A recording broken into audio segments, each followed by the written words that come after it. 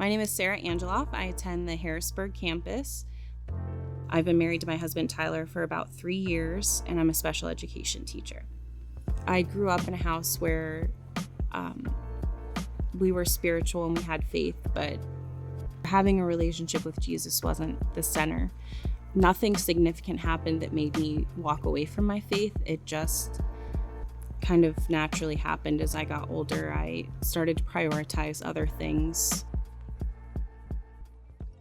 So my husband and I got married the summer of 2019, and then the pandemic hit a few months later. At that time is when I kind of started to feel nudges from God that, maybe I should be going to church again. And it's something that I don't want to say ignored for a little while, but just kind of was wrestling with, because I did have a lot of anxiety and I wasn't necessarily comfortable going to church in person.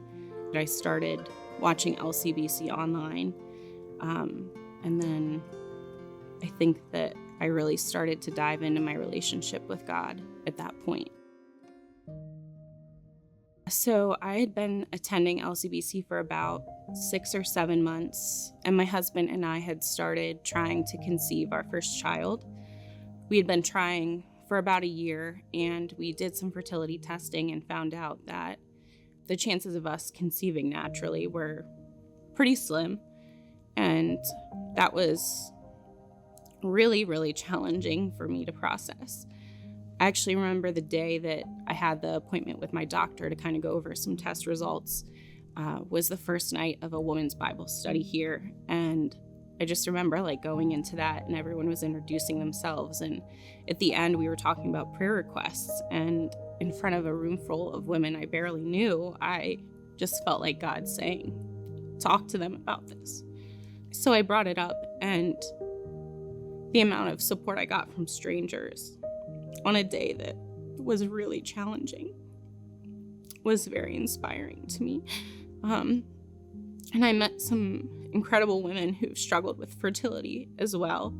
So just being able to have that support at a time when I felt really low, I just know that that was God looking out for me and saying, this is really hard, but I've got you, and I'm going to put these people in your life to walk this journey with you. There's still days where it's really very hard. I'm still, sad and upset, angry that I don't have a baby, but I've really learned to submit to God those feelings, and on those hard days, really just pray as hard as I can and recognize all the blessings and prayers that He has answered, rather than focusing all my energy on the one prayer He hasn't answered.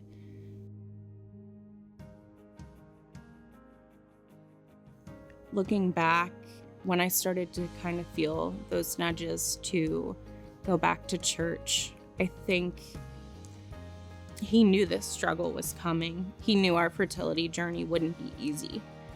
And through coming to LCBC, I've met so many women who have been so supportive. It just felt like it was His way of looking out for me in that moment and preparing me for this struggle that was to come. I'm Sara, and I'm a life changed by Christ.